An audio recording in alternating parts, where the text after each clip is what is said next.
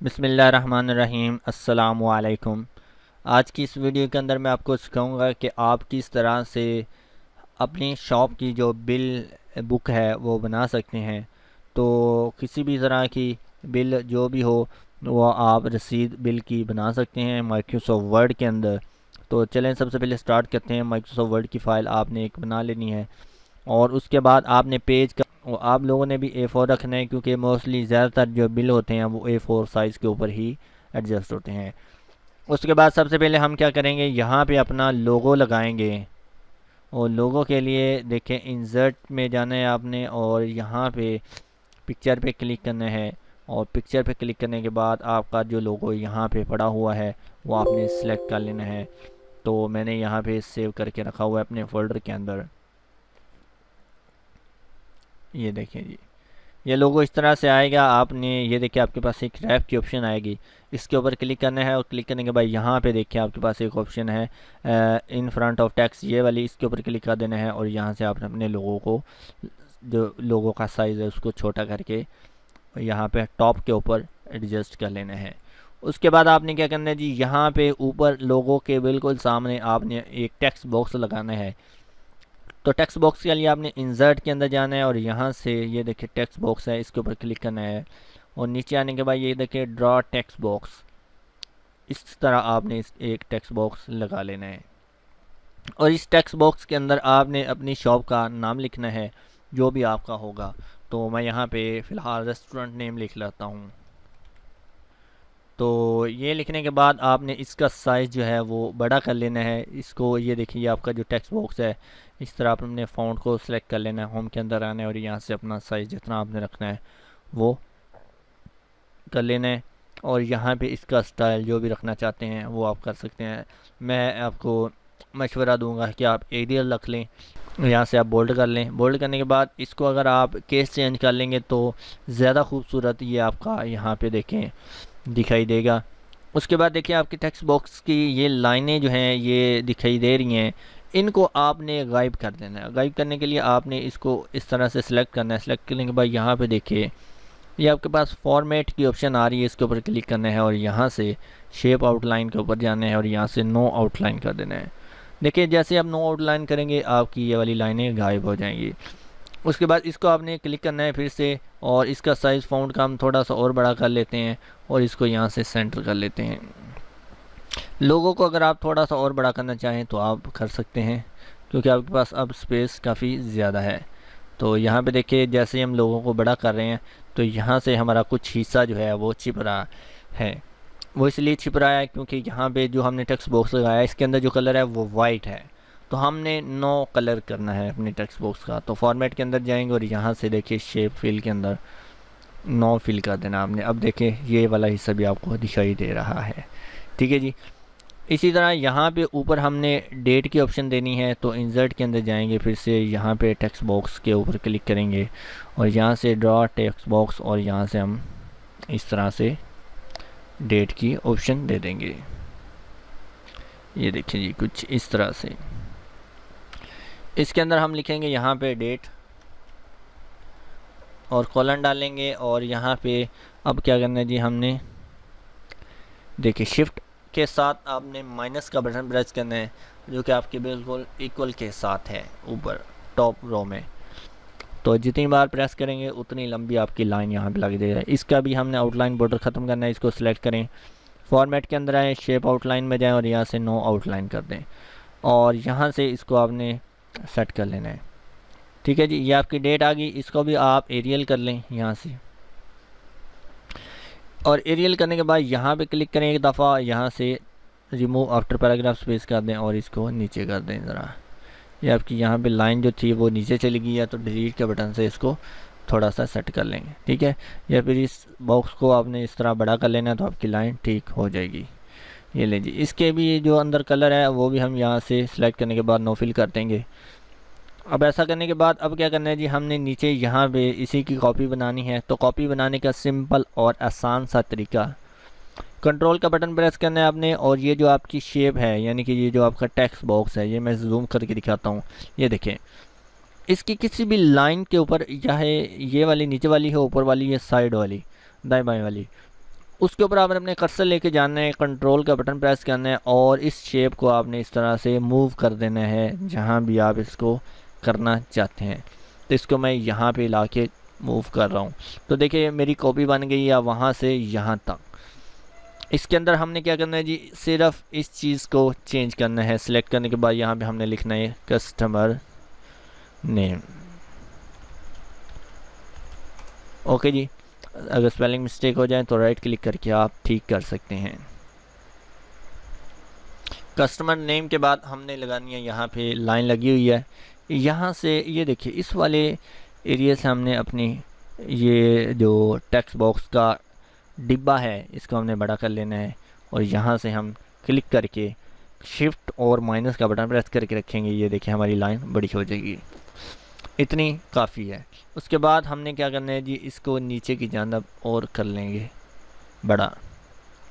यहाँ पे हमने एंटर का बटन प्रेस करना है और यहाँ पे हमने लिखना है कस्टमर फ़ोन नंबर या कस्टमर एड्रेस, और इसको भी हमने ऐसे लगाने के बाद कंट्रोल और सॉरी शिफ्ट और माइनस का बटन प्रेस करके रखना है। ये हमारे पास इस तरह से आ जाएगा। इसके बाद हमने एंटर का बटन प्रेस करना है और यहाँ पे हमने लिखना है कस्टमर फ़ोन नंबर, ठीक है जी, या अकेला फ़ोन नंबर भी आप कर सकते हैं, तो ये आपकी मर्ज़ी है। जो भी आप यहाँ पे हेडिंग देना चाहते हैं वो आप यहाँ पे दे सकते हैं। इन तीनों को अगर आप इक्वल रखेंगे ये देखें तो ज़्यादा खूबसूरती आपके डिज़ाइन में दिखाई देगी। उसके बाद यहाँ पे क्लिक करें, इन तीनों को इस तरह से सिलेक्ट कर लें, होम के अंदर आ जाए और यहाँ पे इनकी लाइन स्पेसिंग जो है वो आप 1.5 की बजाय 2.0 कर दें ताकि इजीली आप भी लिख सकें और इसको यहाँ पे लगा दें। उसके बाद ये इतनी एरिया जो हमने खाली छोड़ा है इसके अंदर हम क्या करेंगे जी, अपने रेस्टोरेंट का एड्रेस, फ़ोन नंबर और इस तरह की चीज़ें जितनी भी है वो हम यहाँ पे देंगे। तो उसके लिए फिर से इसी को कॉपी कर लें या फिर आप नया टेक्स्ट बॉक्स लगा लें, ये आपकी मर्ज़ी है। तो मैं यहाँ से इसी तरह यहाँ पे कंट्रोल का बटन प्रेस करके इसको नीचे की जानब लेके आता हूँ, तो ये देखिए इसकी कॉपी बन जाएगी। कॉपी करने के बाद अब क्या करें जी, इसको यहाँ पे एडजस्ट कर लें और नीचे की जानब इसको बड़ा कर दें, और बड़ा करने के बाद हमने क्या करना है जी, इसके इर्द गिर्द हमने बॉर्डर लगा देना है ताकि ये सेपरेट दिखाई देता रहे कि ये चीज़ सेपरेट है। ओके जी, या फिर अगर आप बॉर्डर नहीं लगाना चाहें वो आपकी मर्ज़ी है। तो ये देखें जी, मैं इसके गिर्द बॉर्डर लगा रहा हूँ और यहाँ पे सबसे पहले इसका फ़ॉन्ट का जो साइज़ है वो मैं यहाँ से कम कर रहा हूँ, थोड़ा सा कम करूँगा। यहाँ पे मैं अपना एड्रेस लिख देता हूँ जो भी है जी, फ़र्ज़ करें ये मैं यहाँ पे हूँ, अपनी सिटी का लिख देता हूँ जी, बाईपास रोड चीचावतनी। ओके जी, ये मेरा बाईपास रोड चीचावतनी एड्रेस हो गया है।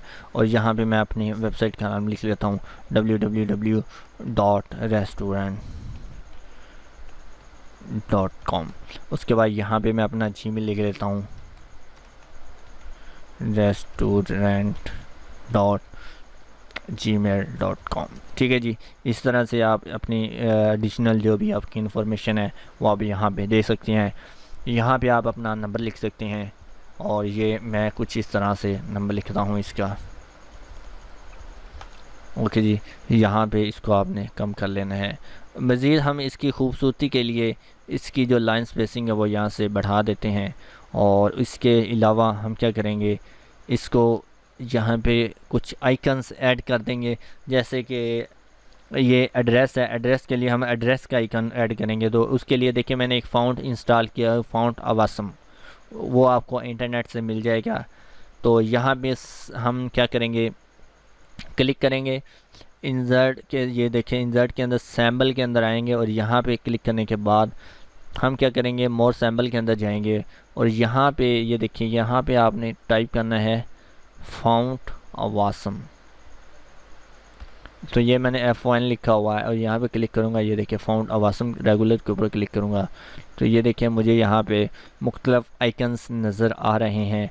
तो आपने इनको डाउनलोड कर लेना है फ़ॉन्ट अवासम की वेबसाइट से, या वैसे आप गूगल के ऊपर टाइप करेंगे फ़ॉन्ट अवासम फ़ॉन्ट तो वो आपको मिल जाएगा। तो यहाँ पे हम लोकेशन का जो भी आइकन है वो देख लेते हैं।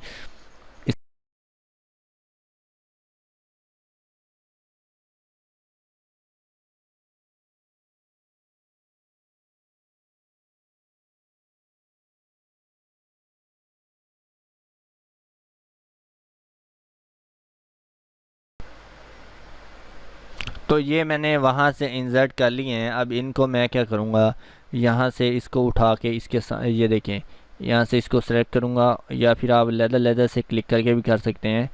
तो एक दफ़ा ही मैंने यहाँ से कर लिए। इसको कट करूँगा, कट करने के बाद इस ये जो मेरी वेबसाइट है इसके बाद यहाँ पे पेस्ट कर दूँगा। फिर इसी तरह ये वाला इसको कट करूँगा और मैं अपने एड्रेस, सॉरी ये मेरा वेबसाइट का जीमेल का है, व्हाट्सअप का, सॉरी, इसको यहाँ पे मैं पेस्ट कर दूंगा। ये मेरे पास यहाँ पे आ जाएगा। ठीक है, इसी तरह जीमेल का अगर आप वहाँ से ढूंढ के लगाना चाहते हैं तो वो भी आप लगा सकते हैं।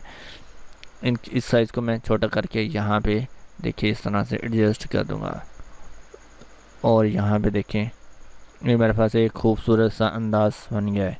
उसके बाद क्या करना है जी, यहाँ पे देखें आपने ये क्लिक किया हुआ है, यहाँ पे नीचे डबल क्लिक करना है, या इस वाली जगह पे यहाँ पे डबल क्लिक करेंगे तो आपका कर्सर यहाँ पे ब्लिंक करना शुरू कर देगा। यहाँ पे आपने इंसर्ट के अंदर वापस आना है, टेबल में जाना है, और यहाँ से आपने 1 2 3 4 और 5 कॉलम जाना यहाँ पे इस तरह से इंसर्ट कर लेने हैं। उसके बाद यहाँ पे क्लिक करके आपने अपने कॉलम्स के साइज़ जो हैं वो बढ़ा लेने हैं। फिर इसके यहाँ पे क्लिक करना है, ये देखिए यहाँ पे होम के अंदर आना है और इसको सेंटर कर लेना है। सेंटर करने के बाद इसको फिर से आपने इसके बिल्कुल बराबर में ले जाना है। तो यहाँ पे देखिए मैं अब इसको पकड़ के अपने कॉलम के बराबर में कर देता हूँ। ये देखिए इसको भी थोड़ा सा पकड़ के मैं इस ज़्यादा मूव कर देता हूँ। ठीक है जी, यहाँ पे आपने टैब का बटन प्रेस करना है, फिर नीचे यहाँ पे क्लिक करके फिर से टैब का बटन प्रेस करना है आपने, और यहाँ पे आपने इस वाले सेल को छोटा कर देना है क्योंकि इसमें हमने लिखना है सीरियल नंबर। और इस तरह से आप लिख सकते हैं या इस तरह से आप लिख सकते हैं, ये आपकी मर्ज़ी है। इस सेल को अपने सीरियल नंबर के एतबार से छोटा कर लें जितना आप करना चाहते हैं। यहाँ पे आप लिख लें जी नेम ऑफ़ आइटम्स, यानी कि जो भी आप चीज़ें वहाँ पे फ़रोख्त कर रहे हैं।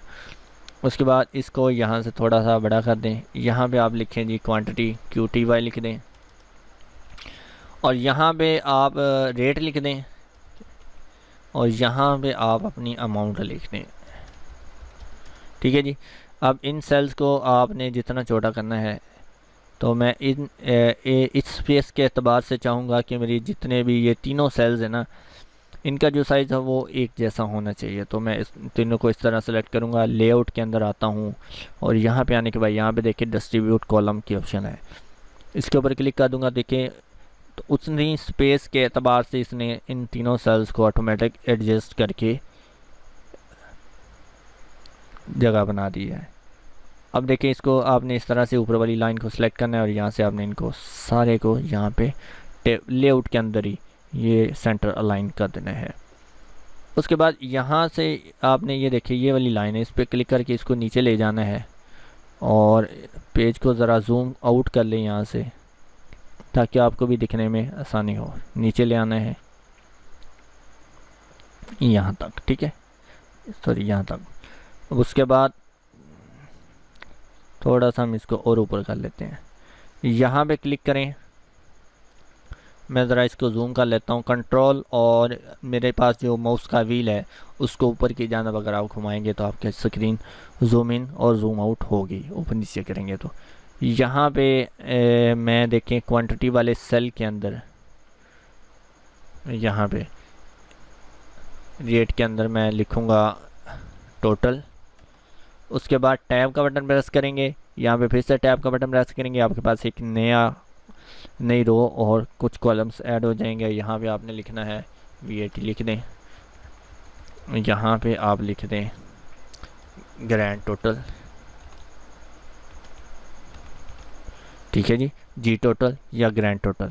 उसके बाद इनको आप इस तरह से सिलेक्ट कर लें, यहाँ पे मर्ज कर लें, और इस सेल के अंदर आपने लिख देना है जी इन वर्ड्स, यानी कि अपनी अमाउंट जो है वो अगर आप वर्ड्स के अंदर लिखना चाहते हैं या कोई और चीज़ आप लिखना चाहते हैं आप यहाँ से लिख सकते हैं। उसके बाद शिफ्ट और माइनस का बटन प्रेस करके रखेंगे तो आपके पास इस तरह से लाइंस लगती जाएंगी। तो ये 2 लाइनें काफ़ी हैं मेरे लिए।